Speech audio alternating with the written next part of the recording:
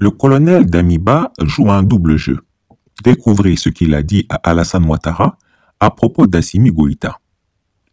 Aussitôt arrivé de New York le vendredi 23 septembre 2022, Alassane Ouattara s'est entretenu avec son premier cercle en présence de son frère cadet, Tene Birahima Ouattara Dilafiol, et de son vice-président, Koné Moko Mélié.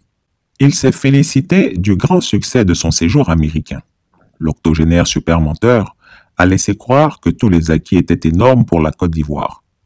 Il a fait étalage des grandes audiences qu'il a honorées à New York, acclamé que son discours était l'un des plus suivis et applaudis, et que tout le monde lui demandait des autographes dans les couloirs de l'institution onusienne. Après un tel compte-rendu élogieux sur ses faits d'armes, ses ouailles se mirent à l'applaudir frénétiquement, rivalisant d'ardeur. Gare à celui qui serait taciturne. Face à tant d'enthousiasme de la part de ses obligés, Alassane Ouattara en rajouta une couche. Vous avez raison d'être content et fier de la Côte d'Ivoire, car j'ai obtenu plusieurs accords politiques, militaires, financiers et stratégiques durant ce voyage. Puis il interpella sa nièce Masséré Touré en ces termes. Il faut envoyer dès ce soir le rapport à tous nos partenaires. Le président Joe Biden n'a cessé de me féliciter pour les performances réalisées à tous les niveaux en Côte d'Ivoire. Il a dit que j'étais le meilleur. Il m'a supplié d'accompagner et d'aider les autres pays de la sous-région à faire des progrès vers le développement recherché. Je l'ai rassuré que c'est ce que je me suis toujours attelé à faire. Tous me consultent et me respectent. Le seul pays où des incompréhensions sont nées, c'est le Mali. Voyez-vous, voici un pays pour lequel j'ai tout fait depuis mon élection en 2010, mais malheureusement qui se laisse manipuler par des vauriens. Ce sont de vrais voyous. Tant pis s'ils ne reviennent pas vite à la raison. Se laissant aller à la confidence, il affirma ceci à son cercle. Avant mon intervention à la tribune des Nations Unies, le chef de la junte du Burkina Faso, le colonel Paul-Henri Damiba, m'a téléphoné pour me rendre compte de ses derniers échanges avec le voyou d'Assimi Goïta. Il m'a dit que Goïta me présenterait des excuses pour tous les manquements des autorités maliennes vis-à-vis de ma personne. Il serait prêt à libérer les soldats arrêtés. Il sait de quoi je suis capable, donc il veut se ranger. Souvent, j'ai de la pitié pour lui, car il se laisse manipuler et désorienter par des moins que rien et la Russie. À ces mots s'ensuivit un tonnerre d'applaudissements. Ça, c'était le 23 septembre 2022.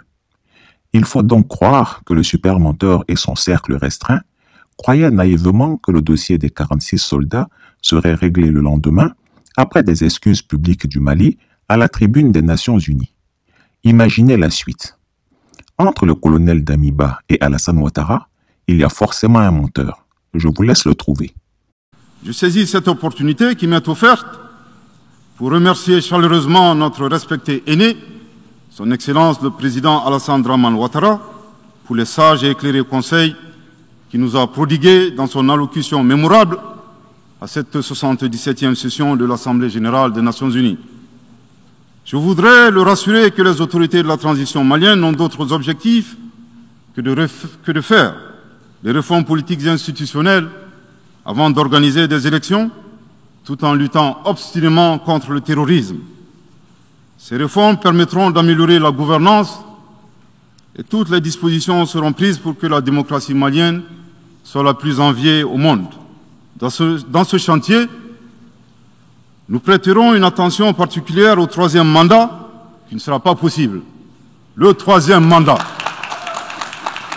Le troisième mandat pour un public moins averti consiste pour un président de la République d'effectuer une manœuvre en 4 temps, en vue de conserver le pouvoir pour lui seul et son clan. Premier temps, presque en fin de second mandat, donc en principe non rééligible, il s'agit pour le président de la République sortant de déclencher une révision constitutionnelle de manière non consensuelle. Deuxième temps, au cours de cette révision constitutionnelle, le président de la République sortant modifiera quelques dispositions constitutionnelles. Troisième temps, une fois la nouvelle constitution adoptée, sur fond de crise politique naturellement, le président sortant devient candidat en violation de la limitation du nombre de mandats à 2.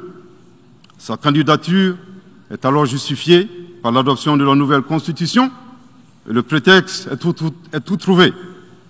La limitation du nombre de mandats à 2 concernait l'ancienne Constitution. Par conséquent, il est candidat au regard de la nouvelle Constitution adoptée. Quatrième temps, une farce électorale est organisée. Forcément, il remporte les élections et s'ensuit une chasse impitoyable aux opposants politiques, dont certains sont arrêtés, d'autres s'exilent et d'autres assassinés. Les allégeances sont obtenues grâce au pouvoir de l'argent, le clientélisme et les intimidations.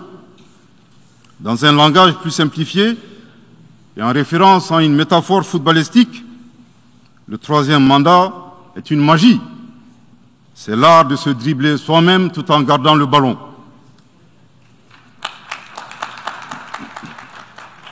Excellence, Monsieur le Président Ouattara, vos conseils nous rappellent la triste histoire du chameau qui se moque de la bosse du dromadaire.